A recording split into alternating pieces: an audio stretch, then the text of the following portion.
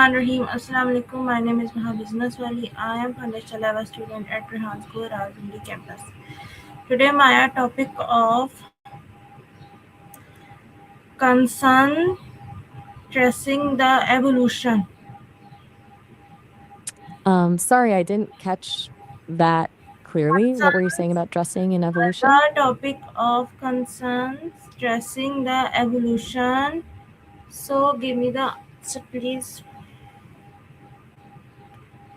Okay, so you're wanting to talk about concerns related to evolution? That's a pretty big topic. What specifically about evolution is on your mind right now? What does the word concerns means in simple words? Concerns are basically things that worry you or cause you anxiety, stuff that makes you feel uneasy or troubled. Pretty straightforward, right? Okay, my next question is what is awareness important for human lives?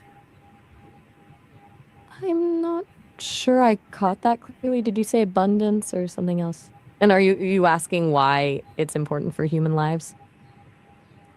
Why is awareness Abundance important awareness for?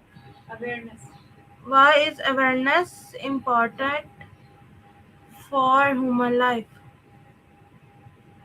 Okay, you're asking why awareness is important for human life. That's a great question. Awareness, being conscious of yourself and your surroundings is pretty much fundamental to how we function as humans. It lets us make choices, learn from experiences, and connect with others. What about awareness in particular makes you curious about it? How did concerns develop in early I living think, organisms? let me make sure I've got this. You're asking how conscious developed in early humans, right? That's it's a really deep question that's been debated for a long time. The current thinking is it probably evolved gradually from early social cooperation. Early humans who could understand how their actions affected others in their group were more likely to survive. Being aware of guilt or shame after doing something that harmed the group would help you avoid repeating that behavior and stay part of the community. It's like an inner sense of right and wrong that kept things running smoothly when people were all depending on each other to survive. Does that make sense? What role does the human brain play in concerns? That's a fascinating question. A lot actually happens in the brain when we experience concerns. The amygdala, which is involved in processing emotions, really amps up its activity when we're worried or anxious. That's your threat detector working overtime. Then the prefrontal cortex, your thinking brain, steps in to try and assess whether that threat is real or not. And your hippocampus, which handles memories, plays a role in drawing on past experiences to see if a concern is grounded in reality or just a fear from the past. So basically, the whole brain gets involved in processing and experiencing concerns. What made you curious about the brain's role in all this? Uh, how do animals also have concerns like humans? That's a really interesting point. They might not think about it the same way we do, but we see evidence of concerns in animals all the time, like a mother bird being protective of her nest, or a dog showing anxiety when their owner leaves. Scientists think it comes down to survival instincts and social bonding. If an animal is concerned about a threat to their young or pack, it's more likely to keep them safe. Basic concerns like hunger or cold also trigger stress responses we'd recognize: shaking, restlessness, increased heart rate. But they might not have have the same complex worrying about the future or moral dilemmas that humans do. It's more about basic survival needs and protecting those they care about. How how does concerns help us make decision? You're asking how concerns help us make decisions, right? Our concerns actually play a huge role in that. They basically force us to weigh potential risks and benefits. If you're concerned about the consequences of a decision, you'll probably think through it more carefully than if you just acted on impulse. Concerns can also prioritize our choices. If your main concern is safety, you'll lean toward choices that keep you safe. Of course, sometimes too much concern can freeze us up, but overall, it's pretty essential for making thoughtful decisions, even if it doesn't feel great at the moment. Okay, can technology or artificial intelligence becomes concerns in the future? That's a really interesting point.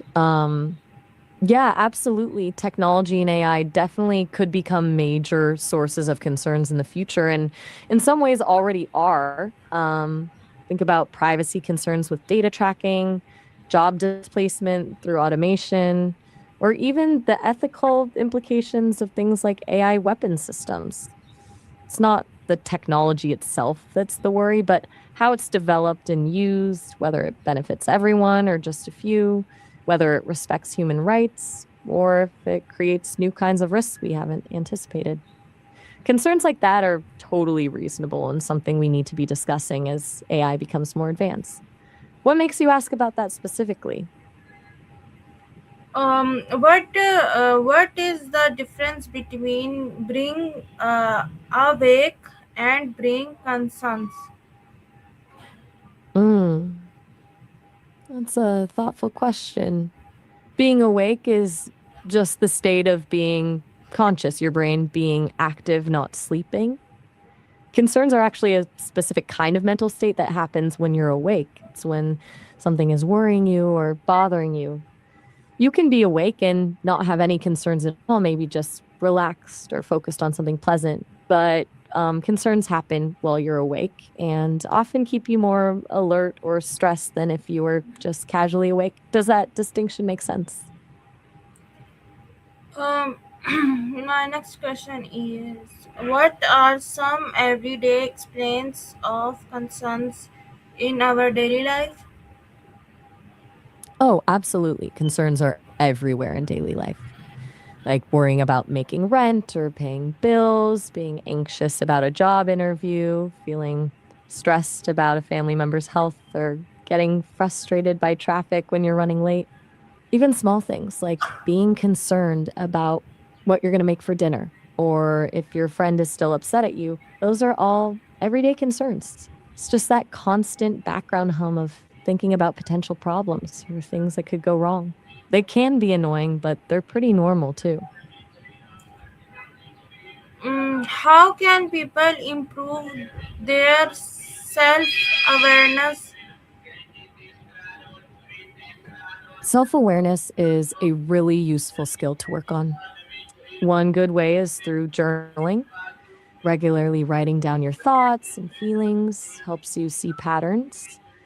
Mindfulness meditation can be useful too, taking a few minutes to just focus on your breath or body sensations without judgment can give you insights into what's going on internally. And simply getting feedback from people you trust can be really valuable. Asking friends or family how they see you can shed light on blind spots. It's not about becoming perfect or judging yourself, just about getting more honest with yourself. Do any of those strategies jump out to you as appealing? My next question is, what is the difference between mind and concerns? You're asking what the difference is between mindfulness and concerns, right? Mindfulness is about being present and aware of what's happening right now, your thoughts, feelings, sensations, without judgment.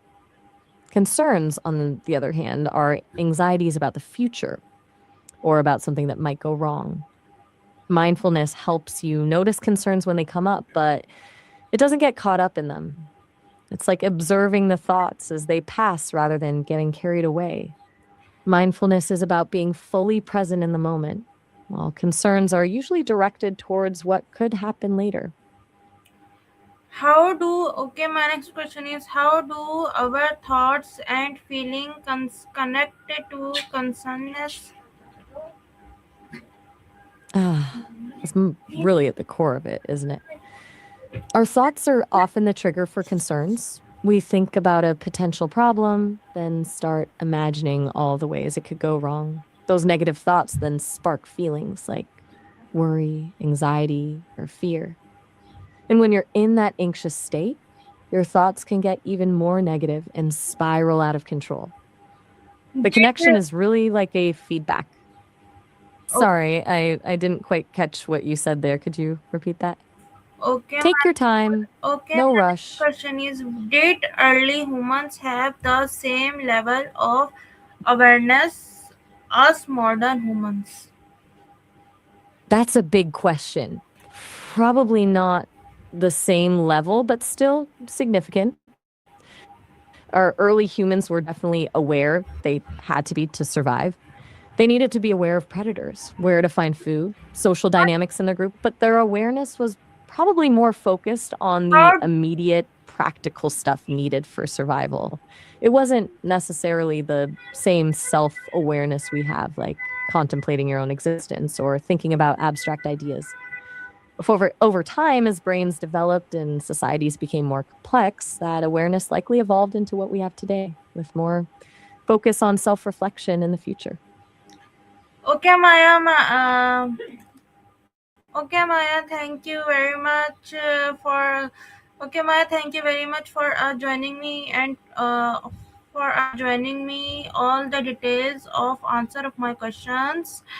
For Okay, Maya. Thank you very much for joining me and for giving me all the details answer of my questions. Thank you very much. So viewers, this was my talk with call Annie. This was my talk with calls. Yes, Maya. I hope you like our this conversation. So see you with another talk with Maya. Until then, take care of yourself. Pakistan Zindabad. Allah Hafiz. Bye bye. You're very welcome, Maha. Bye bye.